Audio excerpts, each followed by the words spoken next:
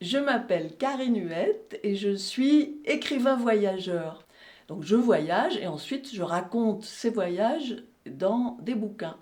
Ça a été en Polynésie française, au Tuamotu, en kayak à travers les atolls des Tuamotu.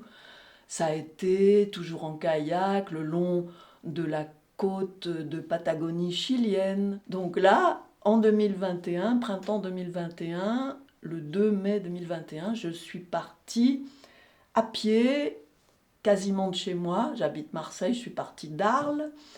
Et je suis partie sur un ancien chemin de grande transhumance à pied, jusque en Italie, de l'autre côté du col de l'Arche. Donc à pied et avec un âne qui portait mes affaires.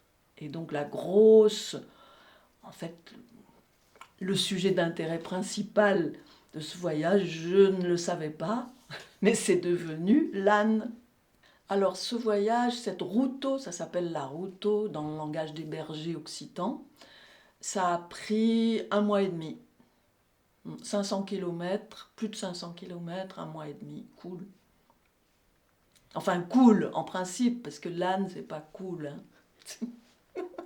Je croyais, alors pour moi c'était vraiment un voyage, j'ai attendu le troisième âge, je me disais, j'en rêvais depuis fort longtemps de faire ça, mais en solo.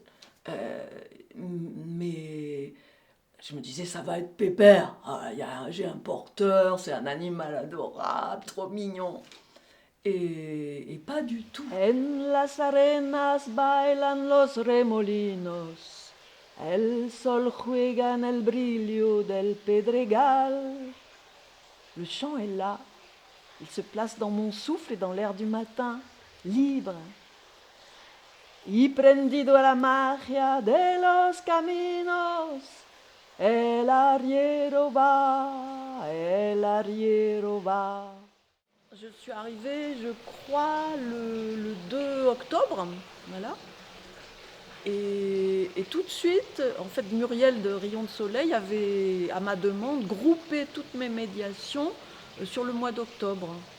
Donc tout de suite, je suis partie sur les routes, parfois accompagnée par des bénévoles de Rayon de Soleil, parfois par Muriel, sur les routes magnifiques de l'Embrunet. Je suis partie vers les écoles, les médiathèques, les librairies. Donc ça, c'était un moment formidable de découverte du paysage, des petites routes. Hein. Moi, je connaissais vaguement, mais pas dans le détail comme ça. Et puis de découverte des gens, et notamment des enfants, puisque cette médiation, elle est à destination des scolaires du primaire. Et donc ces enfants, ils étaient gentils, adorables, ayant souvent préparé la rencontre, très preneurs en tout cas. Et donc je crois qu'on avait du plaisir à être ensemble, on a eu vraiment du plaisir.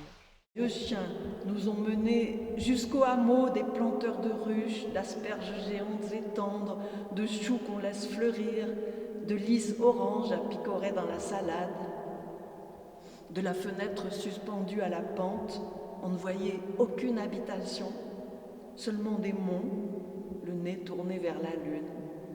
Je n'étais pas du tout sûre d'écrire un livre, je pars pas toujours, mais je sais que je suis écrivain, je sais que ça me plaît d'écrire, je sais que je fais un journal pour me rappeler.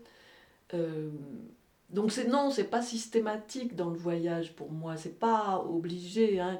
Nicolas Bouvier disait, écrivait, il y a des voyages qui ont envie d'être racontés, d'autres non. Hein, donc moi je pense ça.